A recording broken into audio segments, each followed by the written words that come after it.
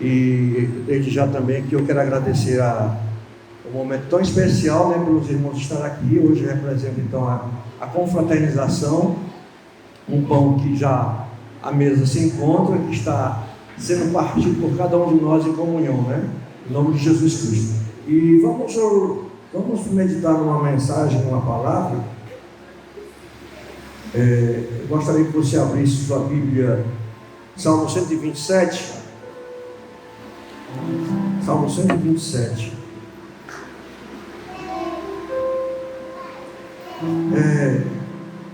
Eu pensei muito a respeito de família, que é o que nós somos, né? E tudo isso muito ligado às responsabilidades que nós temos com o povo, com as pessoas, com a igreja. E o Salmo 127 ele me trouxe essa inspiração nesta manhã, e que Deus possa falar conosco. Eu me acordo, muitas vezes eu me acordo para ler a Bíblia. Não tem hora, né? Pode ser meia-noite, pode ser 2 horas da manhã, 3 horas da manhã, eu me acordo. E sempre que eu me acordo, eu vou nas Escrituras Sagradas, vou meditar. E já tem 2 dias eu meditando, assim, acordando, meditando. E o Salmo 127 tem sido assim, inspiração para esse momento de hoje aqui neste lugar, em nome de Jesus.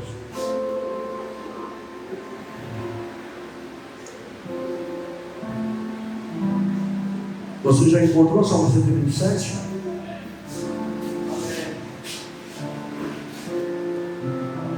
Versículo 1. Somente o versículo 1.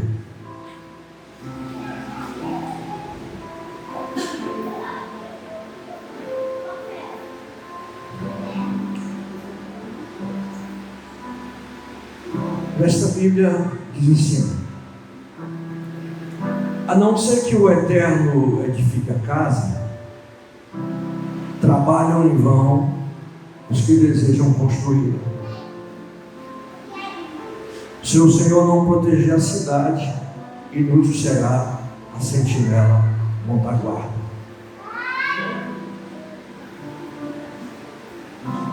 Repetindo: a não ser que o Eterno edifique a casa, trabalham em vão os que desejam construí-la. Se o Senhor não proteger a cidade, inútil será a sentinela montar guarda.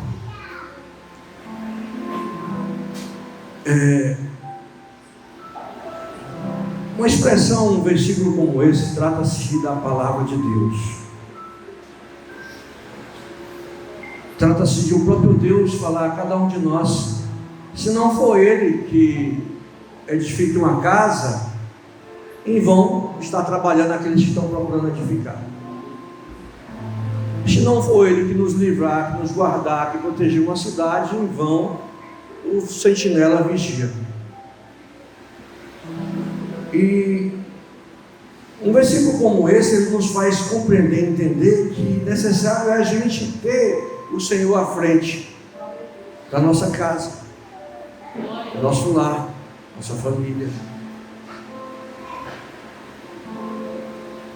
E esse Senhor que está à frente em nossa casa, em nossa família, Ele é o mesmo também que guarda, que livra e protege tudo aquilo que nós temos, o que somos e o que representamos como família, seja gerações posteriores e anteriores.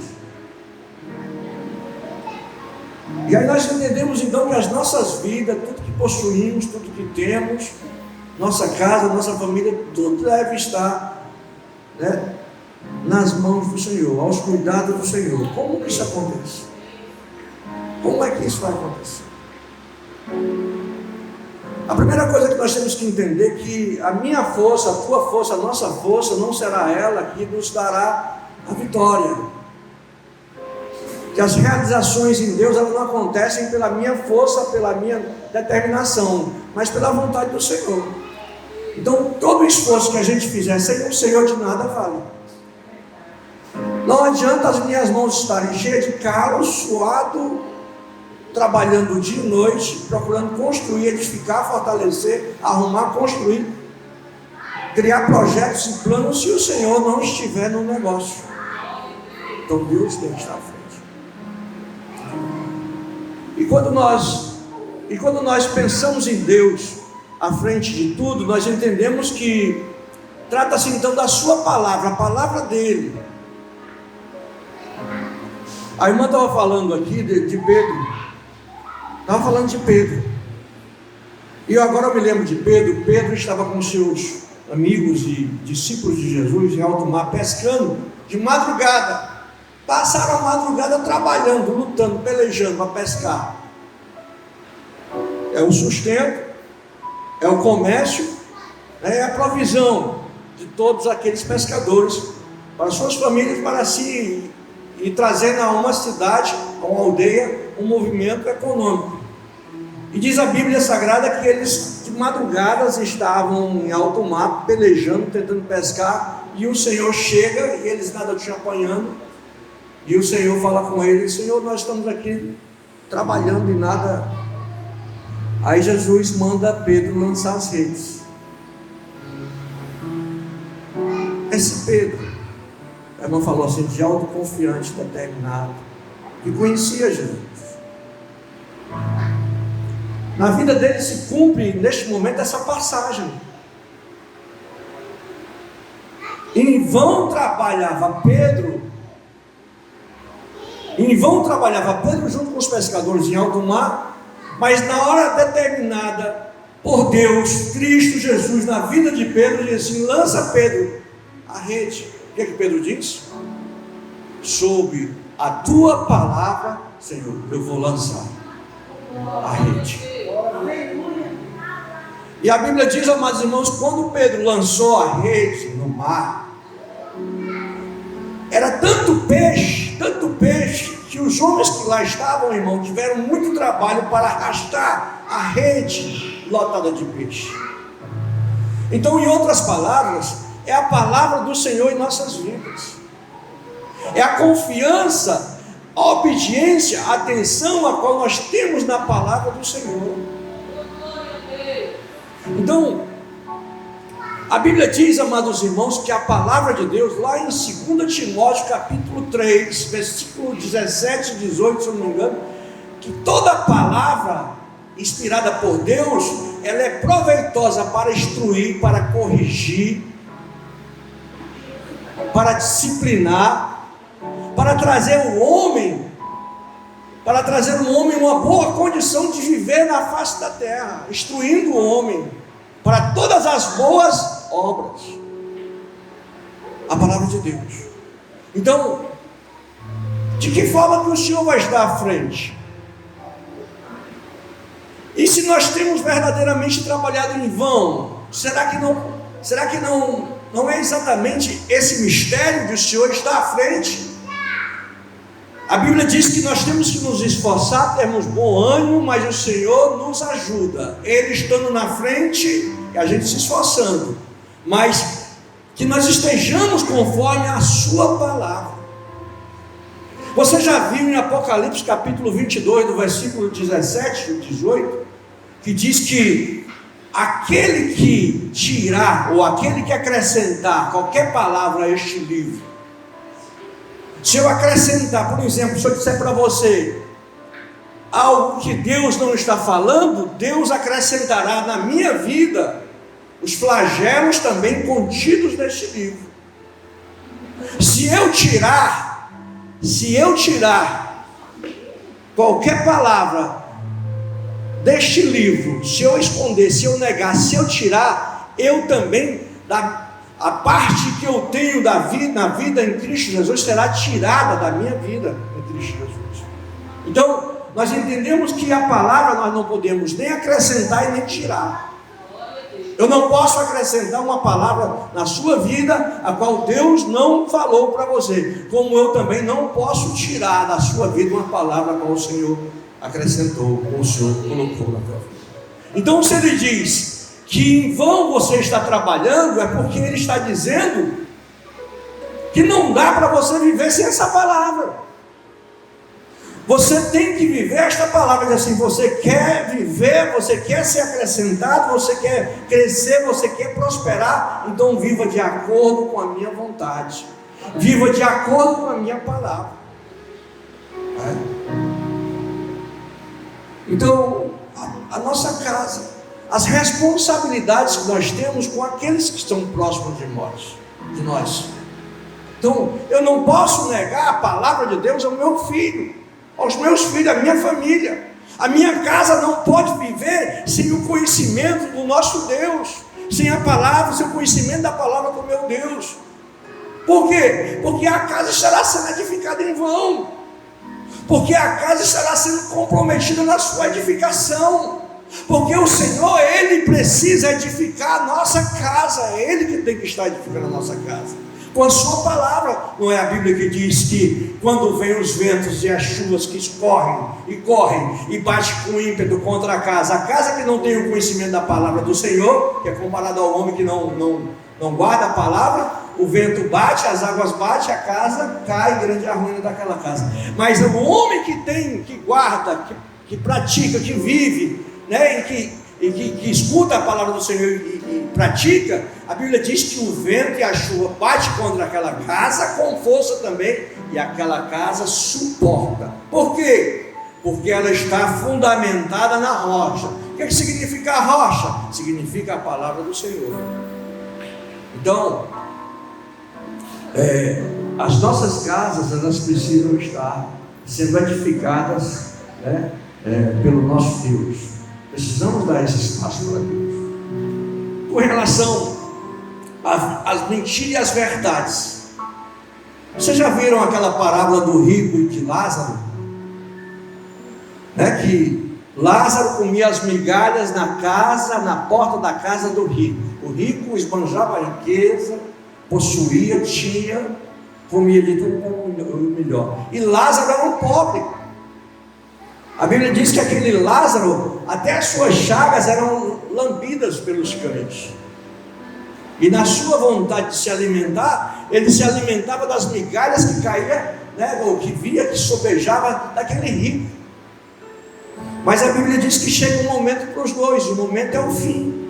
E a Bíblia diz que o rico foi sepultado e o Lázaro foi levado pelos anjos. Lázaro alcançou em Deus um lugar privilegiado que chamamos de salvação e céu, e o rico não alcançou este lugar. E a grande verdade é, onde é que eu quero chegar? Na palavra. A palavra, que palavra? A palavra que você tem escutado, a palavra que você tem ouvido. Quem tem pregado para você? Mas por que, pastor, agora? Porque você vai entender agora. A Bíblia diz que o rico estava separado por um abismo. Ele estava no Seol, ele estava ardendo, queimando, queria pelo menos um dedo molhado na água para refrescar a língua, e ele, deste lado que ele estava em sofrimento, ele via Lázaro gozando no céu, no seio de Abraão. Entenda. E aí o rico diz: Senhor, deixa pelo menos que alguém vá até a minha casa, a minha família, que eu tenho 5 irmãos, para que eles não venham para este lugar onde eu estou.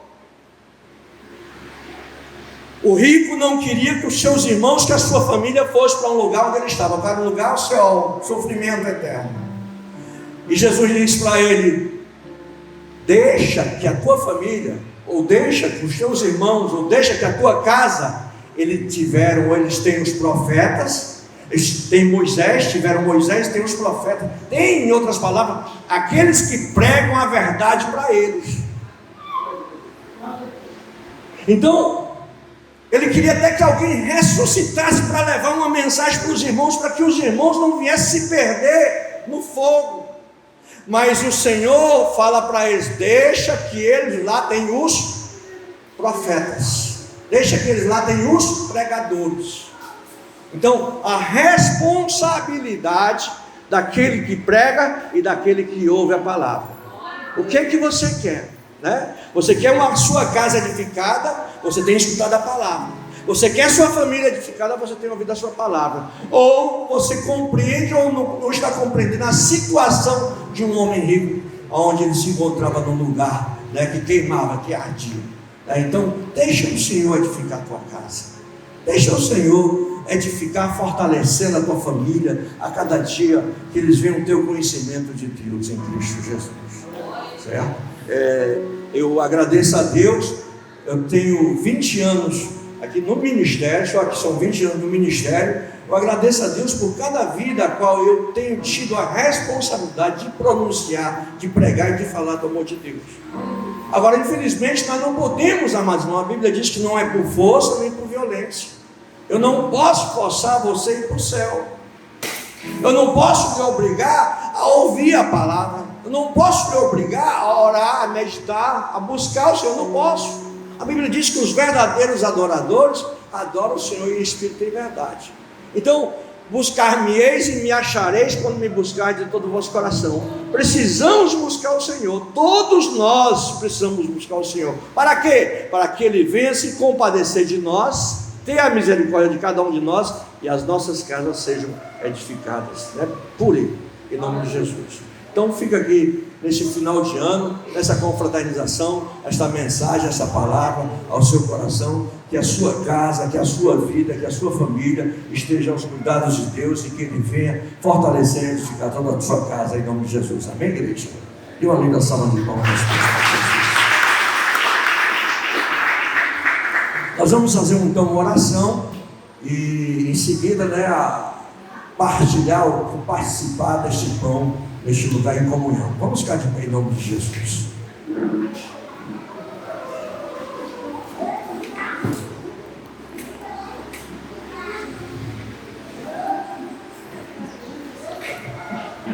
Senhor nosso Deus e nosso Pai, nós te damos graças nesta manhã, neste culto abençoado, meu Deus, e rogamos, meu Deus amado, os teus cuidados, as nossas vidas, nós consagramos a Ti, depositamos em Ti, meu Deus amado, sim, toda a nossa confiança e esperança, meu Pai, e rogamos pela nossa família, venha edificar a nossa casa.